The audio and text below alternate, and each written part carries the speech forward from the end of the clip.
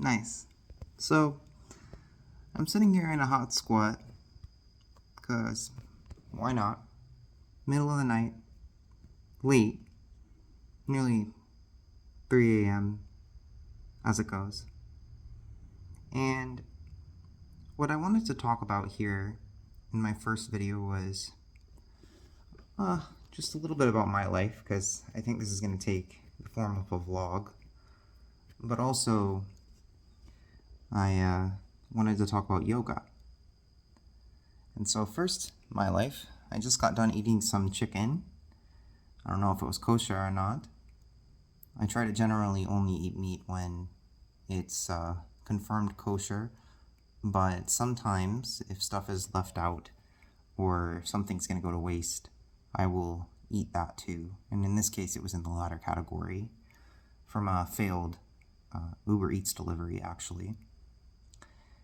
And letting that settle in my stomach. It's a little rough on my stomach because I really don't eat meat a lot. So, don't cut my head off. But I'm getting ready to go on a massive journey, which is part of the reason I'm starting this channel in a way. And it's kind of hard to put my face on video and be in that kind of space, to be honest. It comes with downsides, for sure. But people have called me a public speaker as it stands, and I'm a writer, creative, type person. And so I suppose it makes sense. And if you would like to find the book that I'm going to start advertising, it's called Finding Light by Ember Molinax, and you can find it on Amazon. But anyway, I wanted to talk about yoga. There was something that crossed my mind that I think is kind of funny, and we're in rather tumultuous times, and so I think it would be appropriate to discuss it. I very much practice yoga. I consider myself many things. One of those is Hindu, roughly speaking. I would go down a list and I could consider myself many different religions. I find validity in many different religions. I even find validity in atheism. But regardless, from the Hindu side, obviously there's yogic practice. That has become popularized in some ways in American society among certain people, coming kind of from the tech crowd. And what I find humorous is that it's generally seen as a more feminine behavior. And the reason I find that humorous, that this simplified version of yoga, because it is undeniably simplified, is considered feminine in the West because you stretch kind of like a cat. You're leaving yourself in these vulnerable positions.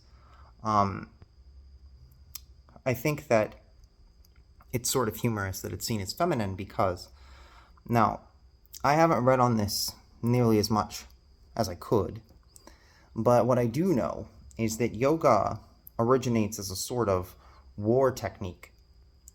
It's not actually a super feminine thing. It's war. I feel like in the West we often associate that with more of the masculine. In reality, war is, I think it transcends the simple gender binary. It's a rather ubiquitous and common occurrence. But in any case, it's a war technique. It's meant to center your whole being. The stretching aspect, at least, is meant to center your whole being and leave you able to move in whatever way is required for a fight, for life, but also just for war. You could say the war on high, but also just the wars that we have in everyday life. And so it helps a lot with healing as well. If you find that you get injured in life, yoga can fix it a lot of the time. With a good amount of faith, I believe it can fix it pretty much all of the time. And so yoga also is more than just stretching.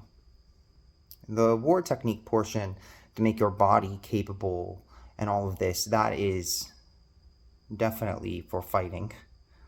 And arguably the whole thing is, but meditation is another big part of yoga that is overlooked in the West. You know, the idea of being a yogi, of yogic practice, is that you go through a whole lifestyle.